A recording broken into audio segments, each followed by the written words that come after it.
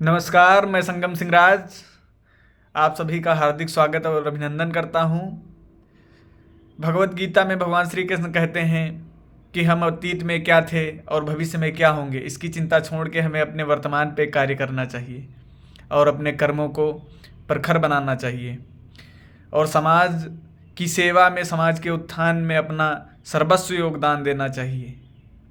मैं उनके आदर्श वाक्यों को मार्गदर्शन बना के अपने समाज को जगाने का कार्य कर रहा हूँ और जब तक मेरा समाज जागेगा नहीं, मैं शांति से नहीं बैठूंगा। मैं अपने समाज को उस शिखर तक ले जाना चाहता हूँ जिस शिखर का मैं सपना देखता हूँ, जिस शिखर के लिए मैं दिन रात चिंतित रहता हूँ और अपने खोए हुए गौरवशाली इतिहास की चिंता में डूबा रहता हूँ। मेरा समाज जब तक अपने खोए हुए गौरव को नहीं पाएगा, मैं इस समाज का हाथ नहीं छोड़ सकता, साथ नहीं छोड़ सकता और इसके साथ हमेशा, जब तक मेरा जीवन है, जब तक मेरी सांसें हैं, तब तक खड़ा रहूँगा और अपने समाज को निरंतर जगाने की जिम्मेदारी अपने कंधों पे लेके समाज को जगाने का कार्य करूँगा।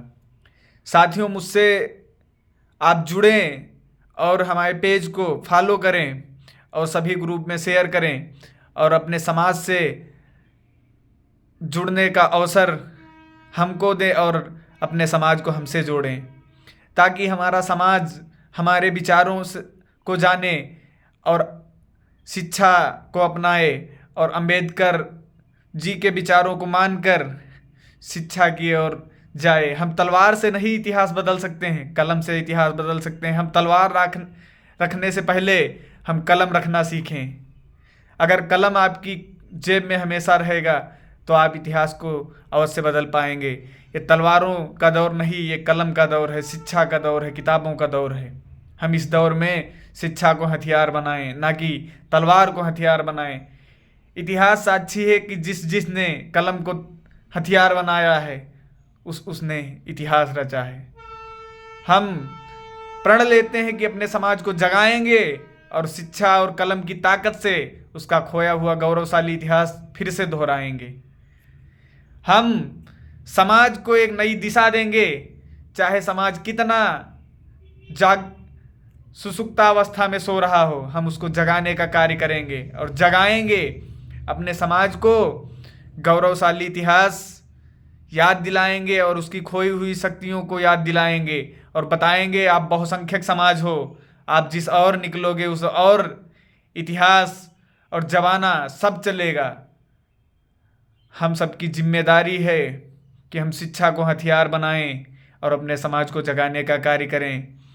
हमारे माता पिता ने हमको ज्ञान रूपी, शिक्षा रूपी हथियार हमारे हाथों में दिया, इसका इस्तेमाल करो और अपने समाज को जगाओ।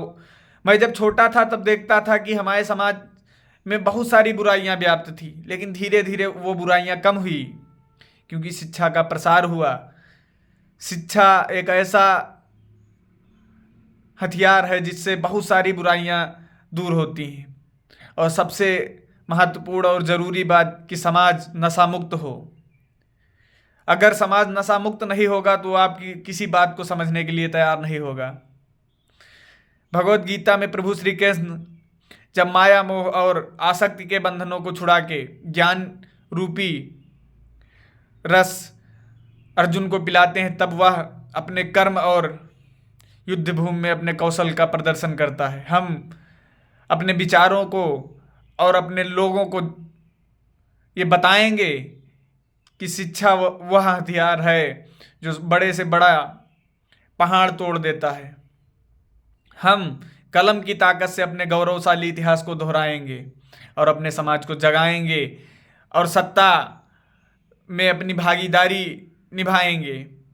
हमको वंचित रखा गया क्योंकि हम बहुसंख्यक समाज हैं। अगर जाग गए तो हमको पता है कि हम हक की मांग करेंगे और आज यह दौर है कि इंसान तुम्हारे हक को तुमको देना नहीं चाहता, वो तुमको अपने पीछे चलने पे मजबूर करता है ताकि आप कभी हक की मांग ना करो, अपने अधिकारों की मांग ना करो।